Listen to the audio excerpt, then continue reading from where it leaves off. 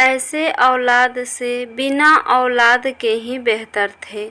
सुलोचना जी सुबह सुबह फिर अपनी फूटी किस्मत को लेकर भगवान से शिकायतें करने लगी।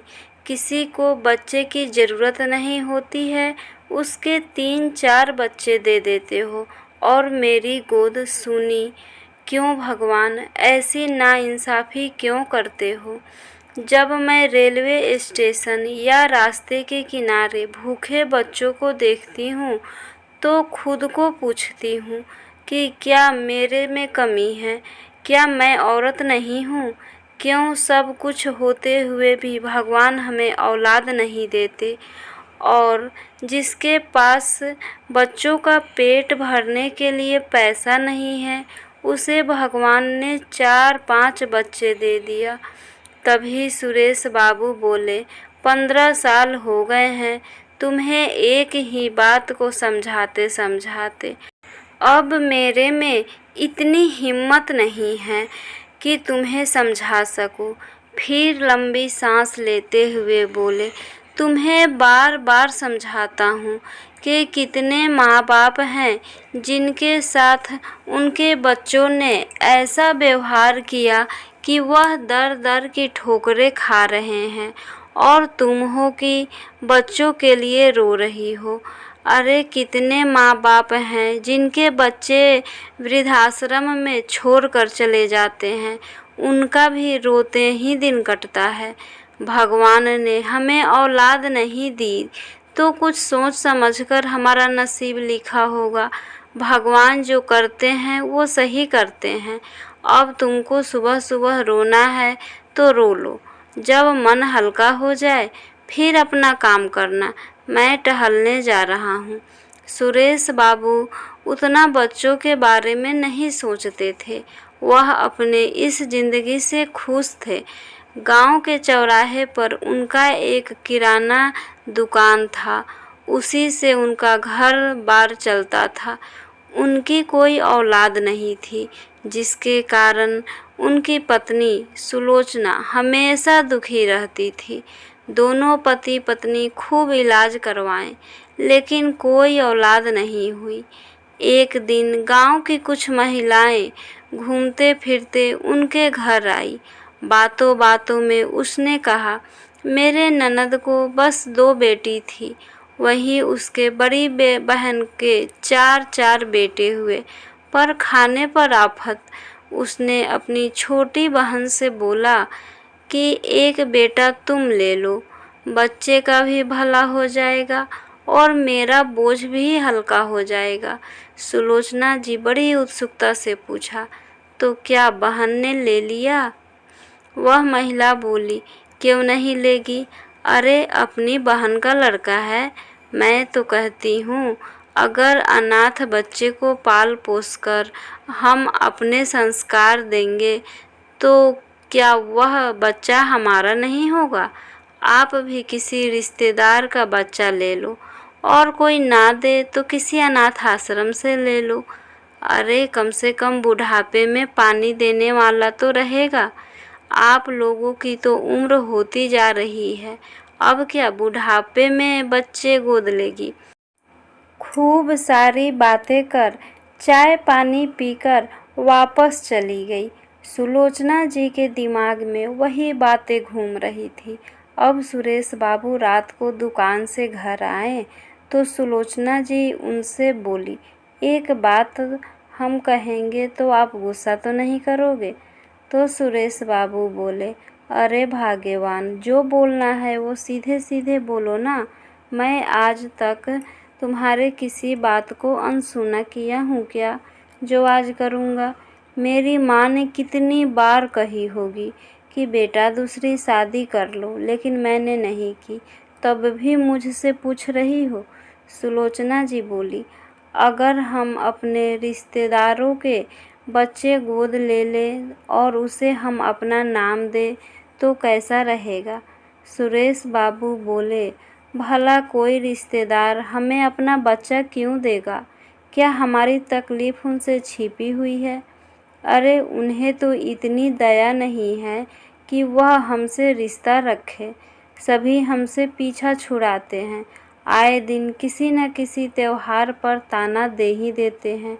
वे लोग तुम्हें नीचा दिखाने का एक भी मौका नहीं छोड़ते और तुम उनसे रिश्ता बनाए रखती हो।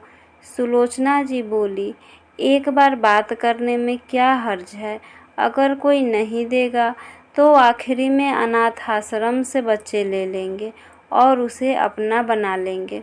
सुरेश बाबू बोले, मुझे नहीं लगता है कि यह फैसला आपका सही रहेगा। आजकल जब माँ बाप की तकलीफ़ देखता हूँ तो लगता है कि हम अकेले ही अच्छे हैं। ऐसा न हो कि किसी गैर को अपना बनाओ और उससे धोखा खाओ, तब तो बहुत ज़्यादा तकलीफ़ होगी। सुलोचना जी अपनी जिद पर अड़ी रही। सुरेश बाबू को उनकी बात माननी पड़ी। आखिरकार सुलोचना जी ने अपने सभी रिश्तेदारों से बात की, पर किसी ने अपना बच्चा देने को तैयार नहीं हुए, बल्कि उन्हें 4 बातें सुना दी कि भगवान ने तुम्हें औलाद नहीं दिया तो हम अपनी औलाद तुम्हें क्यों देंगे। बेचारी सुलोचना जी हार मानकर अनाथ आश्रम के दरवाजे पर पहुंची और उन्होंने एक लड़का को गोद ले लिया। उन्होंने अपने लड़के का नाम रवि रखा। रवि का लालन पालन बहुत अच्छे तरीके से होने लगा, यहाँ तक कि सुलोचना जी के पास सुरेश बाबू के लिए भी वक्त नहीं था। सुरेश बाबू अपनी पत्नी को खुश देखकर वह भी खुश रहने लगे। धीरे धीरे रवि बड़ा होने लगा, परंतु सुलोचना जी के लाड़ प्यार के कारण वह बहुत जिद्दी स्वभाव का होता जा रहा था। धीरे धीरे समय बीतने लगा। जैसे जैसे रवि बड़ा हो रहा था, वैसे सुरेश बाबू की भी उम्र बढ़ती जा रही थी। सुरेश बाबू कई बार सुलोचना जी को समझाते, पर वो प्यार में इतनी अंधी हो गई थी कि अपना सब कुछ रवि पर लुटा देना चाहती थी। रवि के व्यवहार में बदलाव आ रहा था। वह कुछ न कुछ करके अपनी माँ से बात मनवाता था और बातों को छुपाता भी था। सुरेश जी की अनुभवी आँखों ने न जाने क्या देखा। एक रोज़ रवि से बोले, रवि, तुम बड़े हो गए हो और अब हमारी उम्र हो रही है। तुम तो सब देखते हो, दुकान के वजह से हमें कितना भाग दौड़ करना पड़ता है। बेटा, अब तुम्हें मेरा हाथ बटाना चाहिए। आगे चलकर यह कारोबार तुम्हें ही संभालना होगा और तुम्हें अपनी माँ को भी देखना होगा। तभी राजीव बोला, पापा, जब तक आप हैं हमें किसी चीज़ की टेंशन नहीं है, और उनके बातों को नज़रअंदाज करके वहाँ से चला गया। उसके जवाब से सुरेश बाबू हैरान थे। उसे हम लोगों की चिंता नहीं है, बस अपने सुख चैन की चिंता है। सुरेश बाबू सुलोचना जी से बोले, तुमने भरपूर ममता रवि को दे दी, अच्छे संस्कार देने की कोशिश कर रही हो, परंतु जब किस्मत खराब होती है तब अपने भी पराये बन जाते हैं। फिर परायों से क्या उम्मीद करना, कहीं गलत न साबित हो जाए। सुलोचना जी ने उनके संदेह का कारण पूछा तो सुरेश बाबू ने अपनी पूरी बात बताई। तो सुलोचना जी बोली, अभी उम्र ही कितना हुआ है कि जिम्मेदारी निभाएगा, समय के साथ सब सीख जाएगा, अभी छोटा है। तभी गुस्से में सुरेश बाबू बोले, इतना भी छोटा नहीं है कि अपने माँ बाप की तकलीफ़ और जिम्मेदारी ना समझे।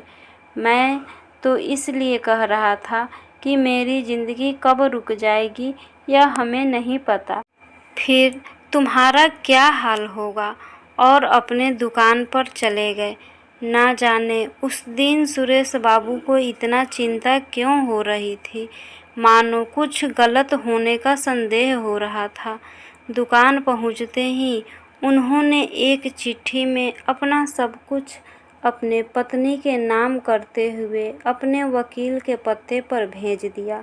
उनका तबीयत कुछ ठीक नहीं लग रहा था, तो वह वापस घर आ रहे थे वह जैसे ही सड़क पार कर रहे थे कि अचानक उनका सिर घूम गया और बीच सड़क पर गिर पड़े और उनकी वहीं पर मृत्यु हो गई। सुलोचना जी की तो मानो दुनिया ही लूट गई, परंतु बेटा के लिए उन्होंने हौसला नहीं हारा। बेटा को पढ़ाई में तकलीफ ना हो, इसलिए सुलोचना जी ने दुकान संभाला और पूरे दिन घर और बाहर मेहनत करती रही, परंतु रवि के व्यवहार में कोई बदलाव नहीं आया। समय बीता, दुखों पर धूल की चादर ने जगह ले ली। अब रवि भी शादी के लायक हो गया। उसने अपनी माँ को कॉलेज के फ्रेंड सोनिया से मिलवाया और बोला, माँ, मैं इससे शादी करना चाहता हूँ। पता है, इसके माता पिता नहीं हैं। आपको यह अपना माँ मानेगी और आपको एक बहू के रूप में बेटी मिल जाएगी जो आपका सेवा करेगी। सुलोचना जी भी रवि की बात मान ली और उन्होंने रवि की शादी कर दी। एक रोज़ रवि बोला, माँ, मैं क्यों नौकरी के लिए इधर उधर भटकता रहूं और आपकी क्या दुकान संभालने की उम्र है। आप घर पर आराम से रहिए, दुकान मैं संभाल लूँगा। सुलोचना जी भी खुश हो गई। अब मेरा बेटा जिम्मेदार हो गया। रवि ने सब कुछ अपनी मुट्ठी में ले लिया। इधर सोनिया ने भी घर पर अपना राज करने लगी। उसके 2 बच्चे हुए। अब तो वह सुलोचना जी की एक बात नहीं सुनती थी, बल्कि उन्हें एक कोने में रहने की सलाह देती थी। सारे पैसे रवि अपने पास रखता। सुलोचना जी को दवाई खर्चे के लिए भी 1 पैसे भी नहीं। ऊपर 2 कमरा था जिसे सुलोचना जी ने किराए पर लगा दिया और उसी किराए से वह अपना दवाई और खर्चा चलाती थी और उस दिन को कोसती थी जब उनके मन में बच्चे को गोद लेने की इच्छा जागी थी। एक दिन सुलोचना जी अपनी बहू सोनिया से बोली, सोनिया, बेटा, मेरे कमर में दर्द है, तुम चापाकल से मेरे लिए पानी भर दो, नहाने में दिक्कत होती है। तभी सोनिया बोली, बुढ़ापे में बच्चे गोद लेने की हिम्मत थी, लेकिन पानी भरकर नहाने में परेशानी हो रही है। क्या सोचा था कि एक लड़का गोद ले लूँगी तो बुढ़ापे में उसकी पत्नी से नौकर जैसा काम करवा दूँगी। सुलोचना जी हैरान थी, क्योंकि उन्होंने रवि के सामने इस बात का खुलासा कभी नहीं किया था कि वह उनका अपना बेटा नहीं है। सोनिया बोली, मुझे बताओ ना, बताओ, तुम्हारे रिश्तेदारों ने मुझे सब बता दिया है। तभी वहाँ पर रवि आ गया। सुलोचना जी बोली, बेटा, मैंने तुम्हें माँ से बढ़कर प्यार दिया और देखो ना, तुम्हारी पत्नी क्या बोल रही है। तभी रवि गुस्से में बोला, तो क्या एहसान किया? अरे, कम से कम दुनिया वाले तुम्हें बाझ तो नहीं बुलाते हैं। हो सकता है अगर तुम लोग मुझे गोद नहीं लेते तो कोई पैसे वाले मुझे अपने घर ले जाते और मैं आराम की ज़िंदगी जीता। अब जाओ अपने कमरे में, बदबू आती है तुम्हारे कपड़ों से। बेचारी सुलोचना जी लकड़ी का सहारा लेकर अपने कमरे में चली गई। बहुत तेज़ गर्मी भी पड़ रही थी। उनके कमरे का पंखा भी बहुत दिनों से ख़राब था। जब भी रवि को पंखा बनवाने के लिए कहती तो डांट डपट कर चुप करा देता। उन्होंने सोचा, थोड़ा नहा लेती हूँ तो थोड़ा ठंडक मिल जाएगी। जैसे ही वो चापाकल के पास गई, उनका पैर फिसला और वो गिर पड़ी। रवि, ओ रवि बेटा, मैं गिर गई हूँ बेटा, ज़रा मुझे उठा दे। वह रो रही थी और सुरेश बाबू को याद कर रही थी। मैं क्यों अपने पति की बात नहीं मानी और अपने पैरों पर खुद कुल्हाड़ी मार ली। कोई तो मेरी मदद करो। रवि अपनी पत्नी और बच्चों के साथ कमरा बंद करके पंखा चलाकर आराम से टीवी देखते हुए पिज़्ज़ा खा रहा था। सुलोचना जी की आवाज़ उनके पड़ोसी तक पहुंच गए।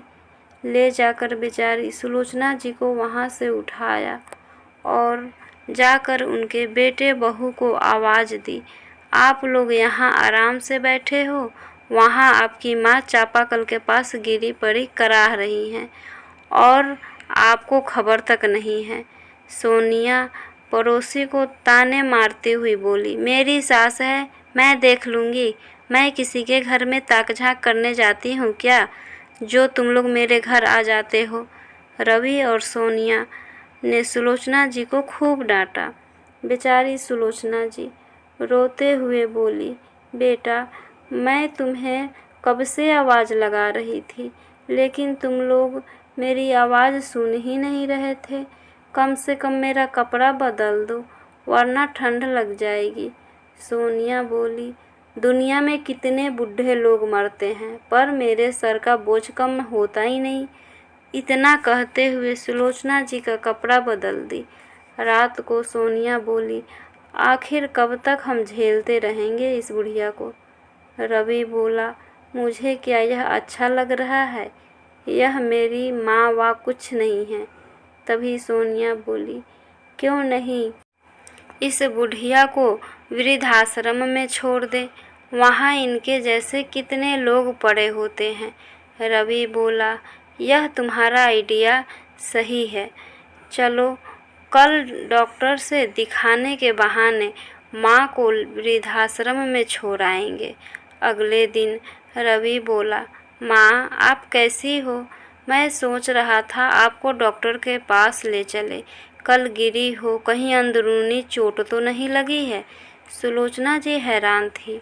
उन्हें लगा कि आखिर उनकी ममता जीत ही गई, उनकी परवरिश में खोट नहीं था, तो बेटा को भी माँ का ख्याल आ ही गया।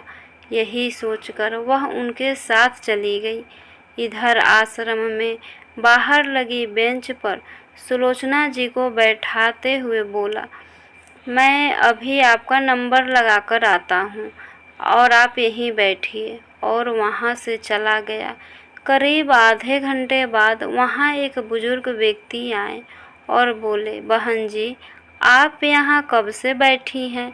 सुलोचना जी बोली, क्या आप डॉक्टर हो। मेरा बेटा ने कहा था डॉक्टर आएगा और इलाज करेगा, पर कितनी देर से बैठी हूँ, यहाँ तो कोई नहीं दिखता। वह बोला, मेरा नाम राघव है और आप किसी अस्पताल में नहीं बल्कि वृद्धाश्रम में हैं। सुलोचना जी रोने लगी। फिर उन्होंने सारी बात बताई। राघव बोला, इसमें आपका कोई दोष नहीं है, आपने तो किसी अनाथ को अथाह प्रेम दिया, उसे अपना बनाने की कोशिश की, जिसे बेटा बनाकर आप अपने घर लाई, उसी ने आपको धोखा दिया। कोई बात नहीं, चलिए अब आपका यही घर है। शुरू के कुछ दिन सुलोचना जी का रोते रोते बीता। डॉक्टरों ने उनका इलाज किया। जब वह अपने जैसे दुखियारे को देखने लगी तो उनका अपना दुख कम लगने लगा। धीरे धीरे सुलोचना जी वृद्धाश्रम में रचने बसने लगी, लेकिन उनको हमेशा अपने घर की याद आती थी और अपने पति की कही गई बातों को याद करके बहुत रोया करती थी। एक रोज़ राघव से मदद मांगकर उन्होंने वकील से अपनी आप बीती सुनाई। करीब 1 माह बाद रवि के घर पुलिस के साथ सुलोचना जी आई। सुलोचना जी को देखकर रवि और उसकी पत्नी के होश उड़ गए। सुलोचना जी ने रवि को एक शब्द भी नहीं कहा और चुपचाप अपने कमरे में गई, अपने पति की तस्वीर ली और उनकी पुरानी अलमारी में एक छोटा सा संदूक था, जिसमें घर और दुकान के कागजात थे, जिसके बारे में बस सुलोचना जी और सुरेश बाबू को ही पता था। उसे लेकर वह वापस वृद्धाश्रम चली गई। उनके जाते ही पुलिस रवि को डंडे थप्पड़ मार मार कर लाल कर दिया। वहीं सोनिया की भी महिला पुलिसकर्मी खूब खातिरदारी की और सारा सामान घर से निकाल कर फेंक दिया। रवि और सोनिया बच्चों के साथ दर दर भटकने लगी। सुलोचना जी से माफ़ी मांगने गए, पर सुलोचना जी ने उनसे मिलने से इनकार कर दिया, यह कहकर कि मेरी कोई औलाद नहीं है और अपनी सारी संपत्ति बेच दी और सारे पैसे उस अनाथ आश्रम को दे दिए ताकि जब तक वहाँ रहे किसी पर बोझ बनकर ना रहे। फ्रेंड्स, आशा करती हूँ यह कहानी आपको ज़रूर पसंद आई होगी। प्लीज़ लाइक, सब्सक्राइब और शेयर करना ना भूलें। Thank you.